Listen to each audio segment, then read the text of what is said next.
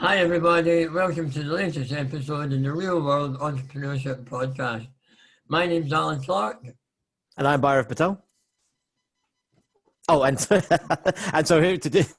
Sorry, guys. This is we are just starting off with a new format for the podcast. So previously we were called Bhairav and Alan's Fireside Chats, but then we realised, well, there's no fireside, and it's the chats were actually all about things that we were experiencing on a daily basis. So we decided to change the name of the podcast to the Real World Entrepreneurship Podcast and actually start talking about stuff that has happened to us in the week, and also taking out of that a theme. So in this week, I'll share a couple of stories with you of some of the, quite frankly, crazy stuff that has happened. It's quite funny, but also a bit weird. And I want to talk to you a little bit. Well, we're going to discuss a little bit about some of the marketing that we've been doing, because this is something Alan obviously knows a lot about, and I'm kind of dipping my toe into the world of marketing for the first time with Atom. And I just share some of my experiences around that, and kind of what I was expecting and what has actually happened, and how I guess I had a whole bunch of preconceptions and maybe misconceptions that are now gone, and now I'm fully in it. So let's see what happens. But You've done it in the real world now. It's all the real world, and it's not theory. And I think one of the biggest problems is that a lot of what when I've been dealing with marketing over the last X number of years, a lot of it has been theory. And okay, people have put, in previous companies, I've been talking to the marketing department quite a bit, but I guess a lot of it is out in the ethernet, and you don't really see the tangible benefits of what's going on. Whereas when you're running your own business, and it's a smaller business, you can really see the effects of what's happening, and how the marketing is generating buzz and feedback for what we're selling, which is great. But I thought I'd start off with just a story, because this is something I think lockdown has now broken people completely. Lockdown has totally it just has made people go a bit crazy. So I was there's a company, a guy, let's say, I've worked with many years ago, probably like at least 10 years ago. I first started working with him, and he was he was selling IT resources, and as CTO of a business out in Norway, I'd hired some people from him. And fast forward 10 years, he's running a business abroad. I'm in the UK, and he had a client in the UK that he thought could do with help from Atom CTO. So he invited me to this meeting, and I didn't really know much about the client. I know about his business. I'm not going to name names, obviously, but I know about his business, and I've been recommending his business. It's great. What he does is fantastic. But he wanted me to come in and just talk to this client and maybe see how we could help. Because A, he's not based in the UK, but B, a lot of what this guy's doing is online e-commerce. And so it could be something that we could help with, given my e-commerce experience. So I went into this meeting, and, the first 10, 15 minutes were just normal. And it was talking about what I do, what the client is doing, what kind of help he needs. And it quite quickly became apparent that actually there was nothing I could help him with, really, at the moment. His needs were completely different from what was needed. And so that was probably my friend's fault for not reading the room correctly. But it suddenly just descended into where the client basically was pissed off, because he'd been waiting a number of weeks for something to happen. He'd been hoping that the guy I know, his company would help them. Hasn't been able to help them. Probably there was some sort of gap in the conversation, but it descended into, I can't take this anymore. You're fired. No, you're not fired. I'm not. You can't fire me. I'm firing you. And there's like a whole bunch of 5 minutes of shouting, and then I just was sitting there kind of eating popcorn, looking at this, thinking, what is going on? How did it go from a conversation where I was brought in to see if we could help, and it just descended into something where now we're never going to speak to each other again. I've had enough. Don't want to do it, because it was such a quick escalation, right? I mean, it's something. Those are the kinds of things that you would, if it's a relationship, it's something that's bubbled over for years and years, right? And then something like the twig has snapped, and suddenly everyone is going crazy. And this happened so quickly. And the ironic thing for me was, I was sitting there thinking, but actually the client's right. I was sitting there thinking, if I was in his position, I'd be pretty upset as well. I mean, expectations were set that weren't being met, and he was being called into a meeting which has no obvious benefit to him, and I just thought, wow. But then it kind of struck me as why did this happen? Why did it get to a situation where communication had broken down so badly, and then you got to a stage where you can just have a massive bust up on a call with complete strangers in front of you, right? It's the equivalent of having a slanging match in a shopping mall, right? Yeah. Between you and your partner. Like, how did they get to that stage? And I just kind of assumed that, I just thought that it must be because the communication hasn't happened before, right? Yeah. And that's that. It's people that are just not really either not listening or they're not talking. But isn't the art of communication at the heart of everything good that happens?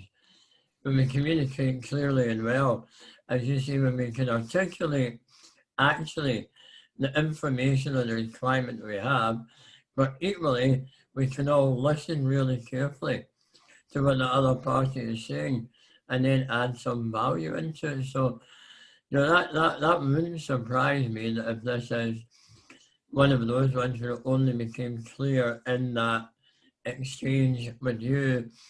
I was going to say on the sidelines, but no, you were standing in the middle of the boxing ring, just trying to keep out the way of the punches, and these two decided to slug it out there and then. These things do happen, but had everybody been clear on expectations, understanding, reasonable outcome, we never got there. But then the other thing that kind of surprised me in this whole circumstance was I only was in that meeting for 15 minutes and I could quite clearly see the problem and I could quite clearly see the solution, because the guy had a problem and I could solve his problem. I knew exactly how to solve his problem, but it's got nothing to do necessarily with a technology aspect. It's just stuff that I know from a business aspect, right? I've been in e-commerce businesses before. We came across that problem many years ago. We know how to solve it, right? And it just struck me that, well, hang on, but why is this all really obvious to me? And why these two people have been sitting there for 4 weeks now trying to work this out and haven't really come to any kind of conclusion or any kind of path to solving it. And this meeting you had, was this over Zoom or online or in person? It was a web meeting. And unfortunately, like, you could only see one of the parties. You couldn't see the other party, and so you can't read facial cues. And again, when the client who was angry, you could see the frustration, but it wasn't like shouting angry. I mean, I've been in companies where people throwing things at other people's heads, right? Like that. So this wasn't that kind of angry. I mean, I thought, yeah, but I mean, he made the very good point of he was losing £5,000 to £6,000 a week because of this, and so who wouldn't be pissed off if you're losing that kind of money? Given the current circumstances, was it anything to do with pent-up frustration caused by all the frustrations that we've all suffered over the last 6 months in the world that is absolutely new to everybody? Or is there an aspect here which is good communication is not really facilitated by meeting in this environment online, that actually when you sit in a room you actually communicate better? I don't know. I think honestly, in this situation, I think if people had just objectively taken their emotions out and said, this is the problem, and the problem boils down to one thing, right? This guy couldn't shift goods. So he couldn't sell goods for X reason. And surely everyone just looks at, okay, this is the reason can't do it. Why don't we go and figure out the solution to this problem? I mean, you don't need much communication to figure that out. And I think COVID obviously does play a part here, because I think people's their wicks or their tempers or the fuses are shorter. But business is still business, right? I mean, but you see that wicks are shorter, tempers are shorter. I've actually got loads of experience that people are much more chilled out now than they were before, because they were awfully anxious and upset about things that really weren't that important. Whereas there's now been this massive reality check, which is, let's put this into context. What we're really getting anxious about is a really small issue in the overall scheme of things. So let's just sort it out. So this brings me on to another thing that happened this week, and I had let me slot in another thing. In between all this, we were putting in an advert into a print publication, right? Who will not be named. And a print publication. It's amazing, isn't it? They still exist. Yeah, they still exist. I thought, well, why not? It's a couple £100. Let's see what happens. What's the worst that can happen? And I thought, let's see how that goes. And then we got sent an invoice, and we were meant to be paying that invoice after it comes out in publication, because we're not creditors of that business. Absolutely. we're not going to do that. And so they sent me an invoice because we're doing it over 3 months for the whole thing. It's like £1,000 for over X number of months, right? Yeah. And I thought, well, why are you sending this invoice now? I meant to send it later. Oh no, it's a statement. I said, no, it's an invoice with a due date. And so we got into it. I didn't really, no, it wasn't an argument as such from my side. I just sent around saying, can you not see that this is confusing? You're sending through a statement for something where you're giving me a 20 days payment notice for something you're not going to deliver for another 2 to 3 months. And she goes, no, it's not confusing at all. You're confusing the matter. And I'm like, wow, it's so quick. So that when they wanted my money, they were the nicest people on the planet, but they wouldn't stop pestering me. And now they've got the pledge.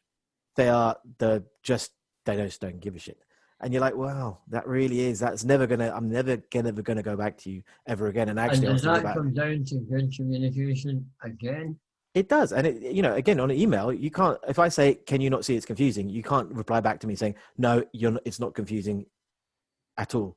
It's like, you can at least say, I can see your problem. I can empathize, right? A little bit of an empathy there. I had a similar but different challenge this week. It was, my son's now turned 18, so we had some very small investments that we set up in our name for him, and it was about now transferring them to him. So I contacted the broker, and they sent me back an email of what I had to do, and I had to reply to it saying, can you please translate into English that I might actually understand what all of this means. You're clearly having the view that I understand investment language.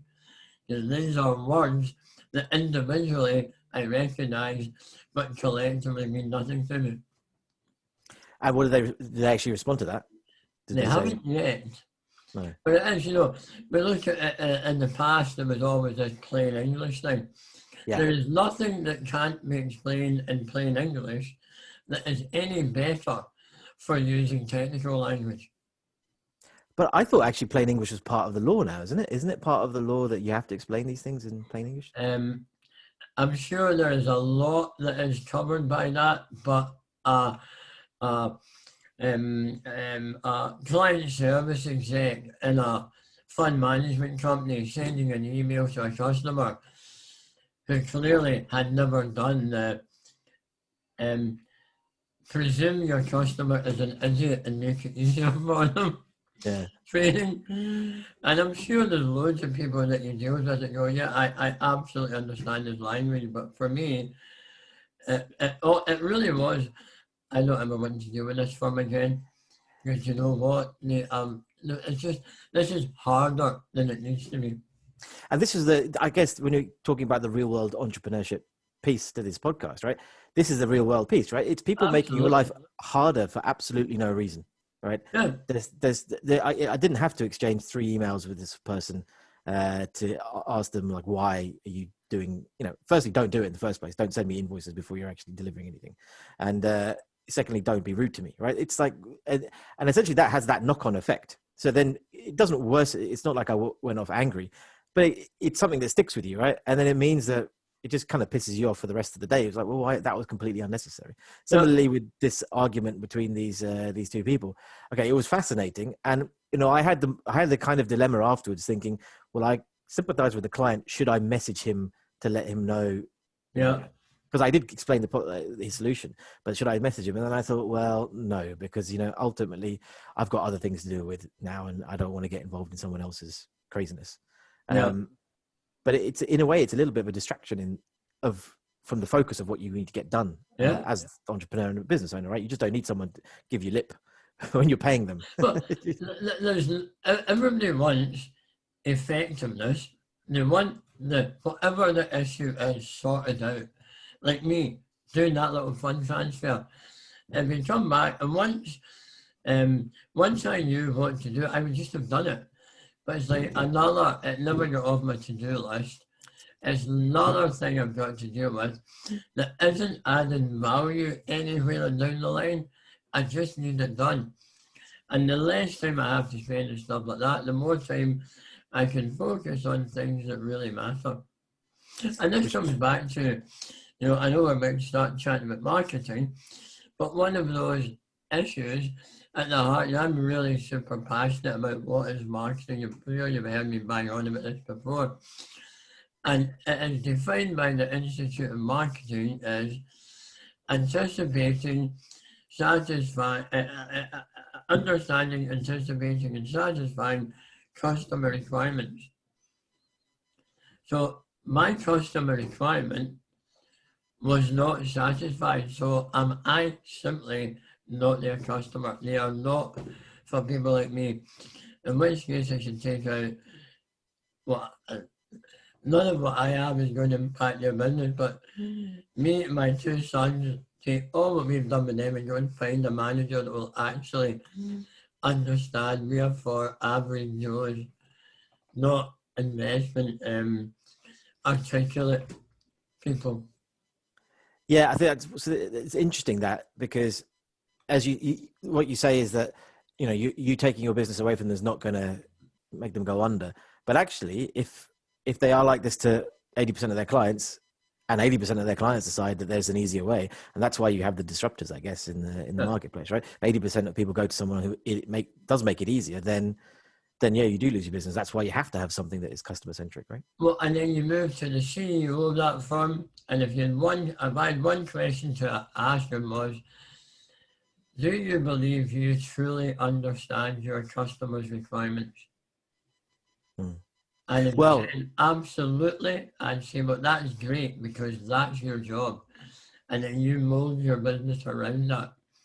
But if you say, well, yes, because we investigated this 5 years ago, or you can articulate a particular group and say, but you market your business to other groups as well.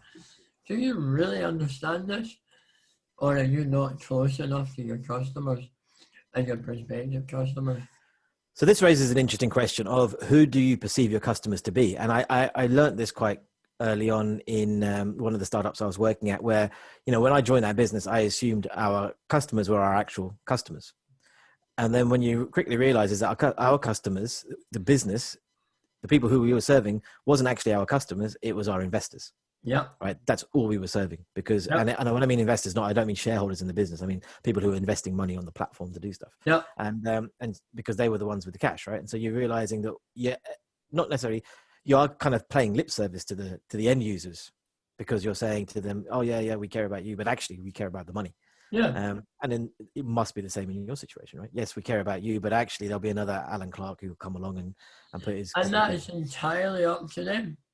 Until that's the strategy of the business, that's their choices, that's the decisions they make. But you will never feel sorry for that business when it goes out, if it should ever go out of business, because actually somebody came in and identified or addressed the issues those customers had better than they were. Well, that's your fault, you took your eye off the ball. So I'm going to be a little bit controversial here. In a firm like that, let's say they do go bust, everyone starts feeling about the employees and talking about the employees. But actually, and I'll be honest, if that company that sent me the letter with paying for the invoice, if they all go bust, I don't give a shit, simply because they're rude to me, right? Yeah. If they lose their jobs, well, then they shouldn't be so arsy with their customers, right? And then it's everyone in that business is involved in that.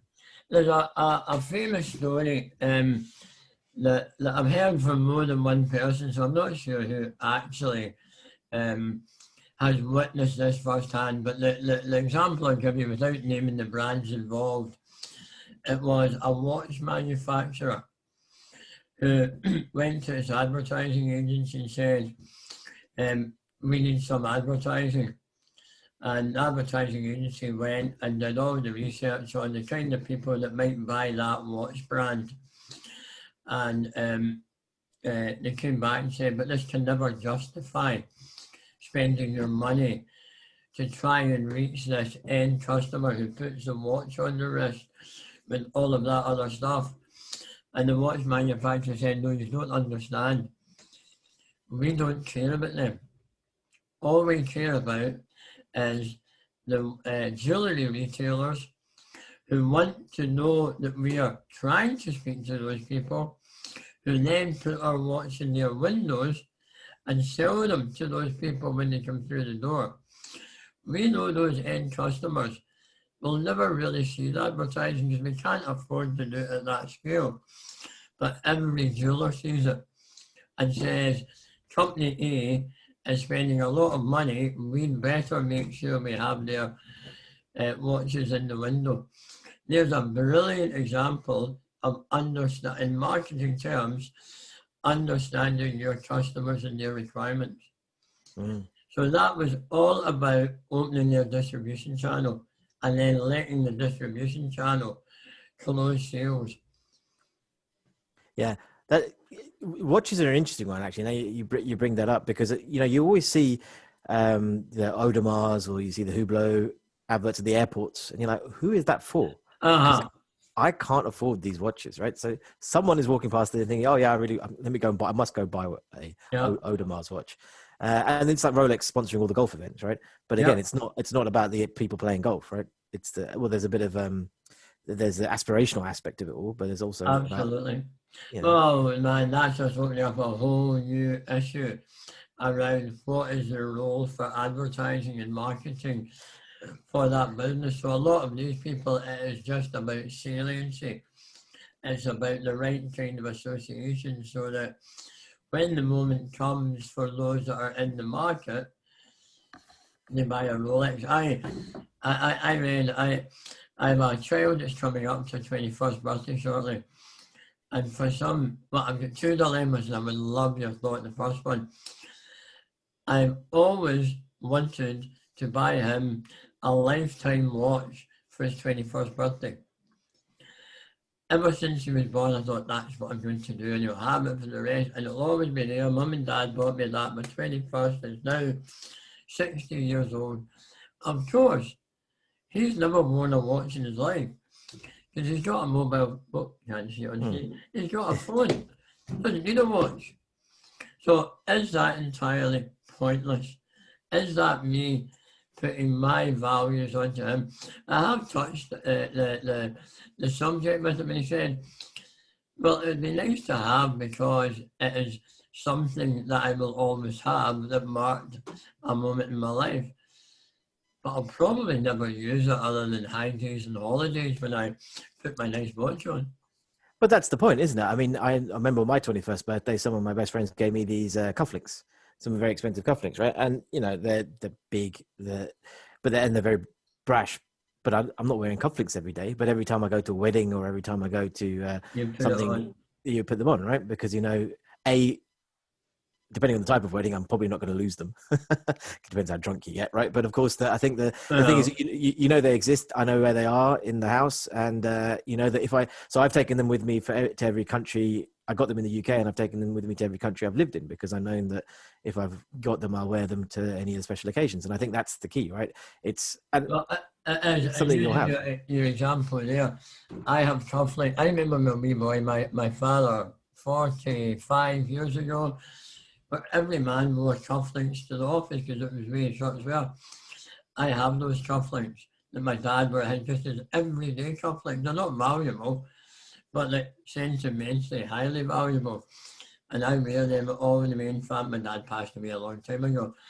I wear them at all our family weddings and things like that. Papa's cufflinks are there. The other thing, talking about marketing, was looking at this, I came across an article. Because I don't know, maybe I'm just from that generation where a Rolex is a great watch.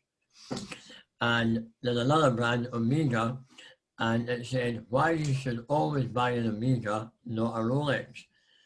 And Omega watches are still good watches, but they're about 2/3 of the price of a similar Rolex. And it's just of this story, which I think is really relevant to real world entrepreneurship and building value. They did a brief technical analysis which effectively said an Omega watch is a much better built and made watch than a Rolex and will last much longer without any requirement for expensive servicing. But the reason people want Rolex is the man that created the man that set up Omega was a watchmaker who wanted to make the best watches he could. The man who created Rolex, set up Rolex, was a trader who wanted to build a brand. So he got watches made for him. effectively just got anything that you can build a brand around. And they have spent 100 years building the Rolex brand. Omega have spent 100 years building great watches. Ergo, buy an Omega, not a Rolex. Yeah, and so that's really interesting because I mean I've got friends of mine who trade Rolexes and things like that, and there's a huge market for that, right? That's where part of this was. You can get a Rolex Submariner list price £7,500, or a Omega, whatever it was, at £5,000. You can go out and buy the Omega tomorrow, it's a better watch. You cannot get the Submariner because they limit supply to make sure the brand is always aspirational. It is not easy. If you've got one, you're meant to have one. Yeah, no, definitely. So I think you should definitely buy the watch. Right, okay. So I think that's so it's a good segue into the real world marketing piece that we're talking about now, because when we started Atom Ventures and Atom CTO, we never really did any marketing at all. It was all just done through the network, in the sense that people would come to us who knew us, or we would get referrals from people that we'd done work for, which is great. And as we were looking to expand, we realized that, okay, we need to start getting out there doing some sort of marketing, because ultimately networks do die. Or you reach the end point of your network at some point in time, right? Plus you need to build up a pipeline because it takes time to convert leads, and that's it. So when we set off on the marketing journey, the problem is, how much do you spend? And having learned from the Avrium story, where you can spend £15,000-20,000 on marketing and get zero out of it, I really didn't want to go down that route of start to just to go out and do it. Not saying that we did that with Avrium, that we went out willy-nilly and contacted everyone. I wanted to do it slightly differently, in the way that, okay, let's start with just awareness of who are we, what are we doing, and push it out without any kind of thought as to what that should bring us in. Because everyone goes, you need to think of the persona, you need to hone in directly on that kind of person that will buy. You need to get into their shoes and think about what they're looking for, what problems you need to solve, etc., and then build a funnel and go to the high level and get your awareness, and then down to the lower end where you can then convert them.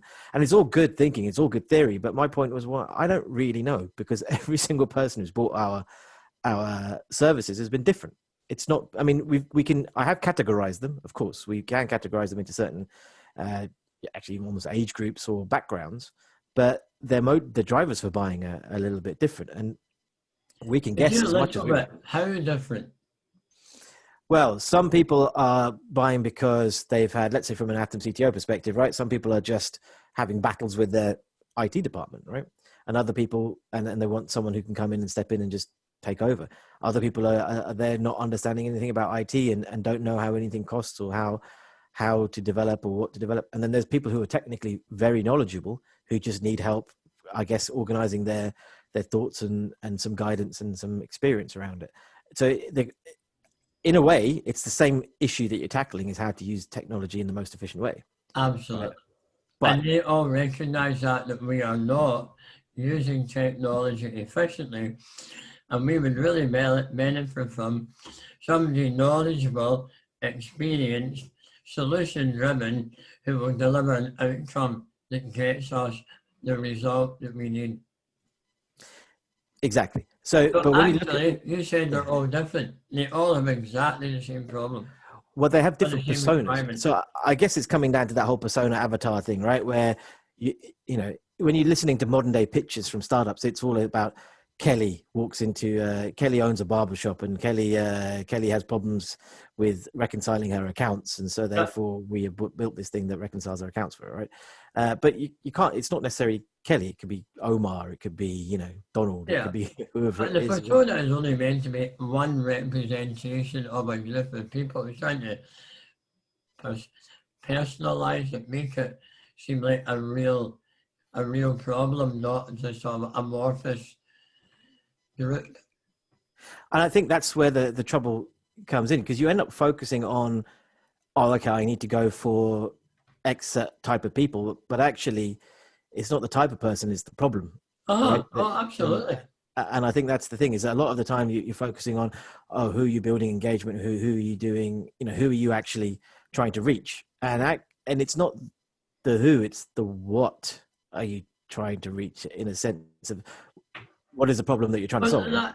That definition of marketing about being identifying, anticipating, and satisfying customer requirements.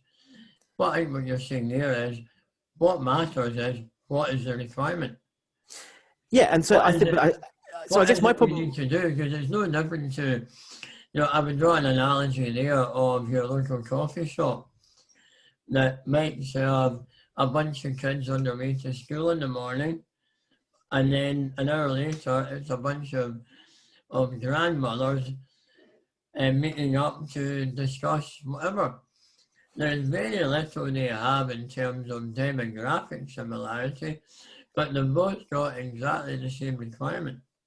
So obviously you are a very different breed of marketing person than the ones I've been talking to there. Simply because the people I'm talking to, when I say to them, well, we don't really know, or we kind of know, but we just want to put stuff out there, they're like, no, you can't just put stuff out there, right? You have to know your person. You have to do these, has to be focused. What do you do?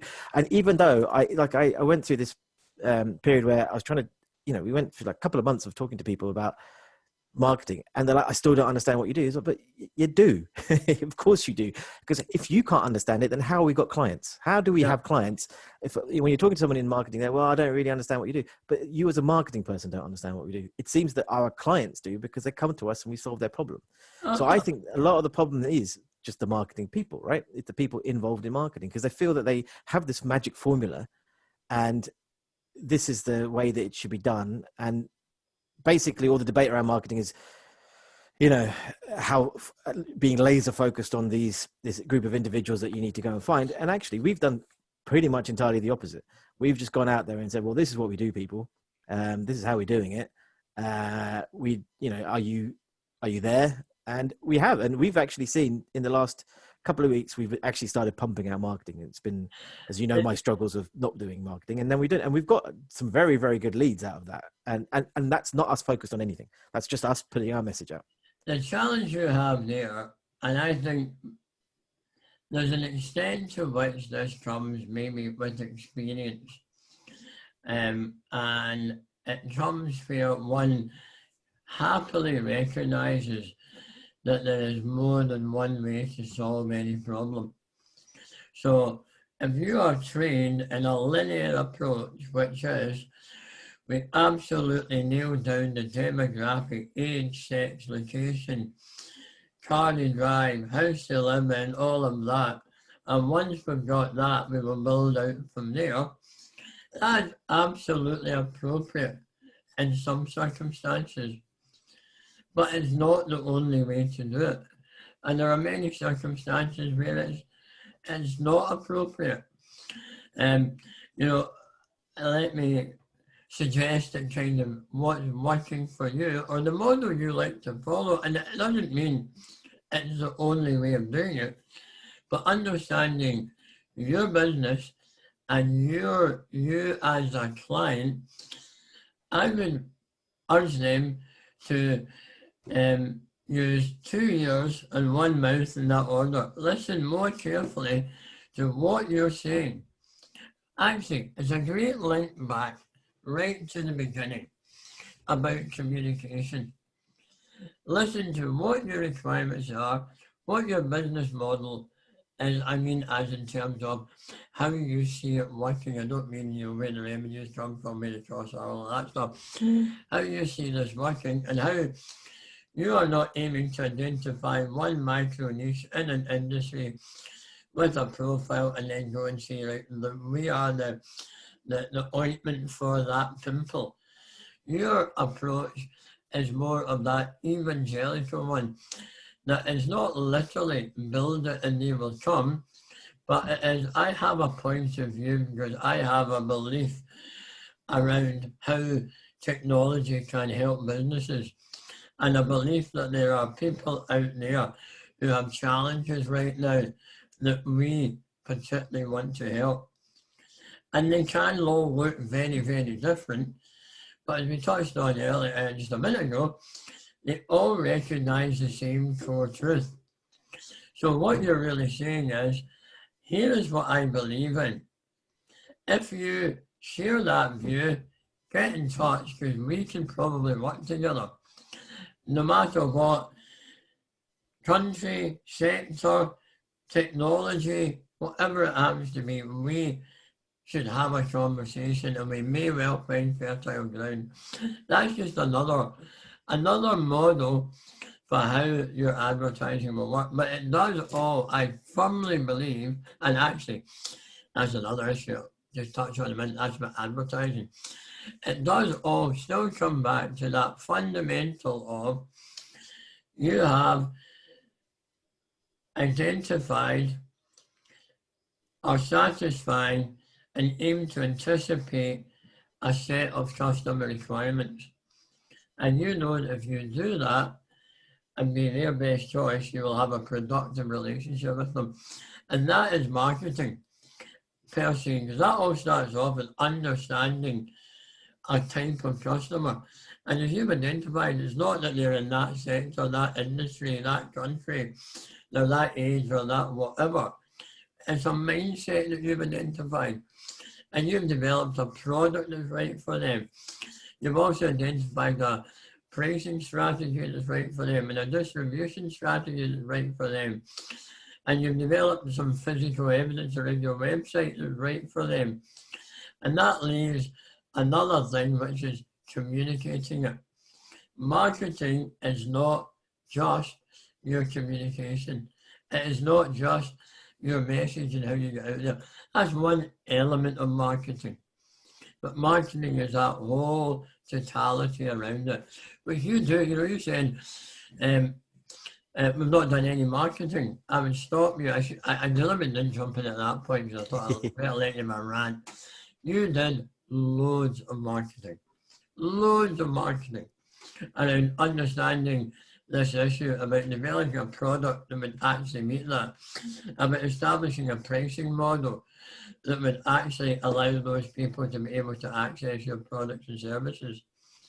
You thought about your distribution channels, which is, well, in the connected world, it's pretty much direct. So you've done loads of marketing.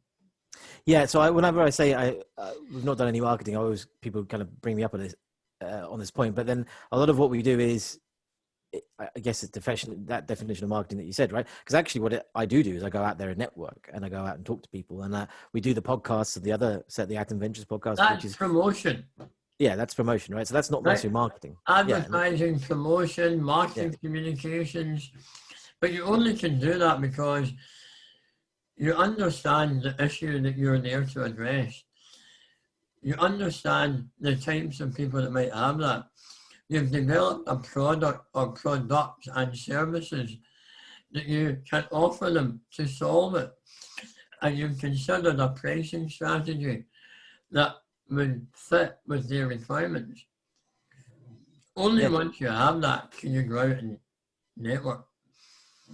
True. But I also kind of feel that a lot of what we do is in the sense that, like, when it comes to marketing and communications, a lot of what we put out there is not what people actually buy. For example, what I'm trying to say is that if let's say we put out a package for a virtual CTO and we'll give you advice, pretty much no one buys the package that we put out, because actually everyone wants something a little bit tailored. Everyone is a little bit different. Absolutely. You kind of have to put that thing out to set a starting point, right? For people to understand this is how you can interact with us. And I think that's the key. You're absolutely not a product company. No, exactly. And what you deliver is service, and it's tailor-made service, bespoke service, tailored to your particular requirements within this area. Because one size does not fit all. No, and oddly, a lot of the work that is coming into us now is work that we don't even say that we do, but because of the fact that we are the CTOs, I guess people know that we can do this, and then they come to us to do it. And what we're trying to figure out now is how do we. It's because it's a sensitive piece of work. Like, you'll go into a company and understand how they're operating, and then essentially rework that. It's a very sensitive thing to kind of advertise, because you can't just go up to someone and say, well, is your IT department shit? You can, of course, but those aren't things that people don't necessarily call you up and about that in particular, they'll work around, they'll phrase that problem slightly differently. But I think one of my issues another one of my issues around all of this is about engagement and how people, how many followers do you have? How many people have seen the post, this, that, and the other. And actually, we've been pumping out stuff consistently now for a couple of weeks, and people, first thing has been that people who we haven't spoken to, or Sam hasn't spoken to for a while, my business partner, have come back to him and say, hey, we're seeing what you're doing. This is great. That's the one thing, right? That's the awareness piece, because people who have been out doing their own thing have come back and said, oh yes, this is what Bhairav and Sam are doing. Great. But also it's the fact that actually for a business like ours, you don't need 1 million followers, right? To get business. You could have 20, and as long as one picks up the phone and says, hey, this is what I do, then actually it can be quite high value work that you've got going for you. And ultimately, you can't go and fix 50 companies' problems right at the same time, unless we start scaling to that level, but we're not at that level yet.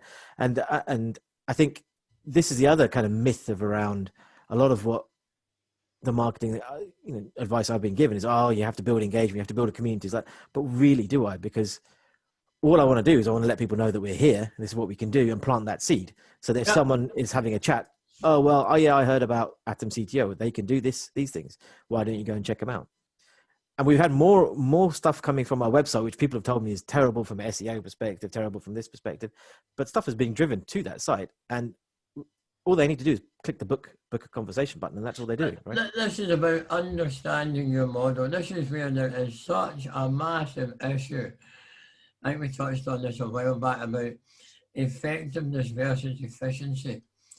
So efficiency is about, we came top of search and we got so many clicks at the lowest average price into the site. Efficiency takes you to one level, and that is very much where I don't even want to categorize it as the old way and the young way or the whatever. It's not an age thing. It's an attitude. That is because it's really easy to measure that stuff, and it gives you something you can rationally chase. Whereas what really matters is exactly what you're talking about there. And what most business leaders would say, I don't care how many people are interested in what I do. I do care about how many customers I have. And I was working with a company this week, and it did say 80% of its business, there are only 12 companies that will ever buy from them that are really in their target. 20% and all the other stuff that actually, but all disappeared, it wouldn't really matter as long as you had the 80%. That 80% comes from a pool of 12 companies. 6 of them said we would not entertain because they are bad clients. They are inept,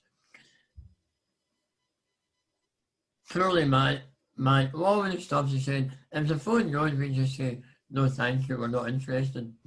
The other 6, they have great relationships with.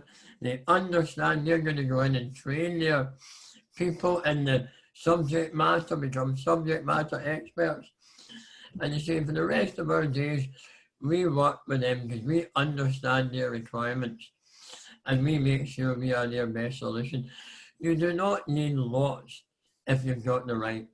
And that's you. Your business, you may choose to scale Atom to 10,000 consultants working in every corner of the world. I don't think that's your ambition remotely. So what you need is the right people, the right engagement with the right customers to allow you to do the work that you enjoy, that will give you the returns you're looking for. That's understanding their requirements and how you match to them. That is true marketing. Yeah, no, I agree. I think it's just you get sold something, and actually that something is a one size fits all, right? You have to have this persona, you have to have this engagement. Everyone's saying to me, we have to be, why are we not on Instagram? It's like, what? None of our customers are on Instagram that I know of. And if they are on Instagram, well, Facebook being a great example, your customers are on Facebook because they want to see what their pal is doing in Australia that holiday weekend with his wife and kids, or what their nephew's new baby looks like, or what their local sports club's doing. They do not want you telling them all about, we can help you with your technology issues. Wrong environment. Exactly, exactly. And so these are the things, you know, and it's so when my marketing team comes up, oh, we need to do this. It's like, well, why? What is it? Who are you trying to reach? What do you think you're going to get out of it? Why are we doing it? Because one thing I actually learned from the e-commerce industry when I was out in Thailand, right? One channel done very well can be hugely effective, rather than trying to do 5 channels Oh, pretty badly. do one thing, do it well.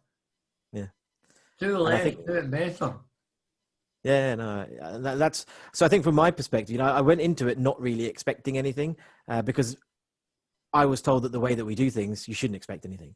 And then when we've got reactions out there, it's actually been one of these things. And Well, it's great. It's fantastic. This is that's, amazing. but the best one was that's utter bollocks that you've been told here. Yes, do that and you will not get the response based on the model that we think to, which is one-dimensional. But your model may work perfectly. It's,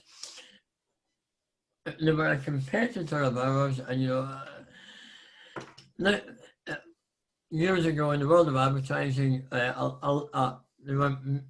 started off a very small Scottish agency, and they ended up an agency of UK significance, still based in Scotland, still run by the same man.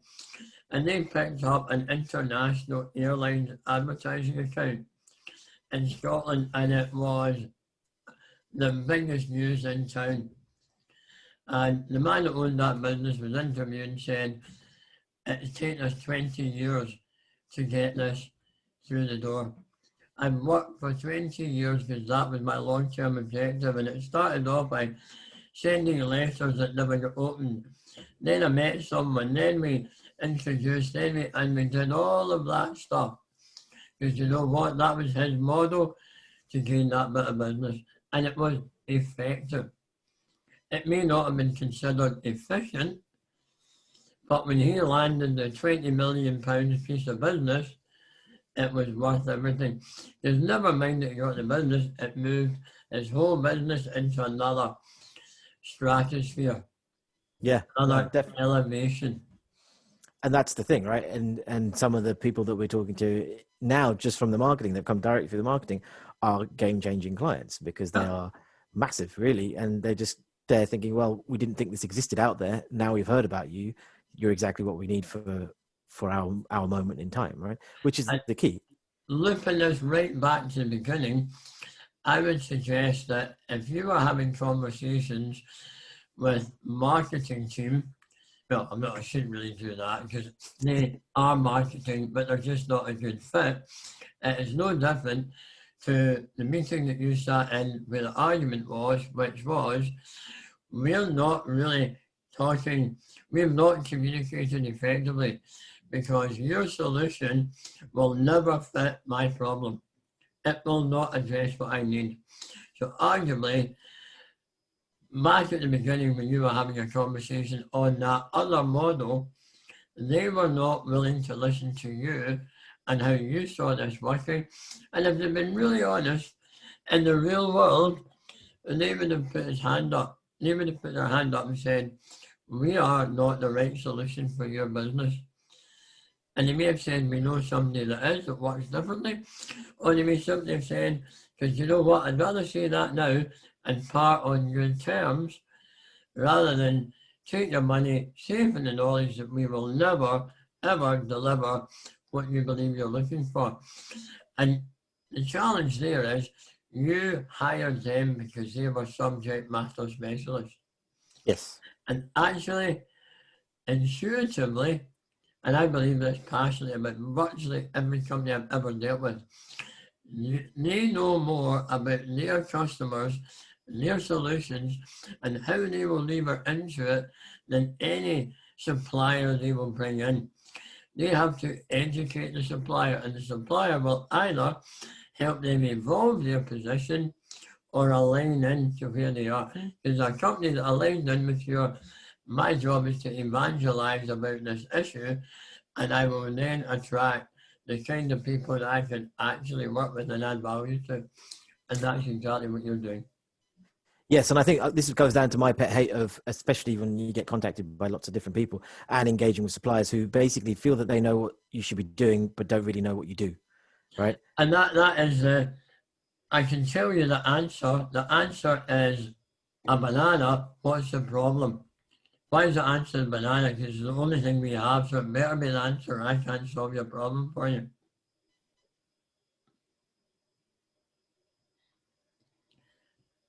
It looks like you've Yeah. just Good frozen. God. Oh, no, you're Oh, back. yeah, You're no, I'm back. back. I'm back. Yep. No. So, yeah, no, and I think this is it, right? So I think this is the what I've kind of marketing, I guess, is the symptom of some of the problems in that. What I realize now is the major problem is that we shouldn't be bringing in subject matter experts to do big things. We do get them laser focused on the small problems. So actually, what I should have done with all of the people I've worked with in the past with regards to marketing, so the last 3 years, is actually present them with, this is the problem. We know what we do, right? We need a framework in which to do the messaging or whatever it is that we need to do. How do we do it effectively? And that's really the question that is to be answered, right? And we could work it out ourselves, but I'd rather spend maybe an hour or two with someone to say, well, this is the general framework of what you really should be trying to push out there based on people in the on your peers, and then we go off and develop that strategy internally rather than trying to bring other people in from externally that then asks you a whole bunch of questions that you know the answer to, and you're spending all the time training I them. think that's the subject for another podcast It is altogether, indeed. because I disagree with you wholeheartedly. All right, there you go. I think it is up to the business to make sure it hires the right subject matter specialist. Yeah, well, then you get the problem of how do you try before you buy, right? And that's But that's it's up to you to make sure you find the right people. Or if you don't find them, and they are not working with you effectively, that you end the relationship quickly. But that's for a whole other time. Indeed, indeed. So I guess we're reaching the end of the podcast now. Was there anything that has happened to you in the last 2 weeks? You know, the thing that I would reflect on, really coming through loud and clear, is thankfully most of the companies I work with are in pretty good health. And I ran a whole series of webinars on emerging from lockdown. And one of the things that really, really appealed for me there, interested me there, was we reflected on what problems has lockdown created for your business. And there were loads. But just to balance that, we then reflected on what opportunities, and there were loads as well.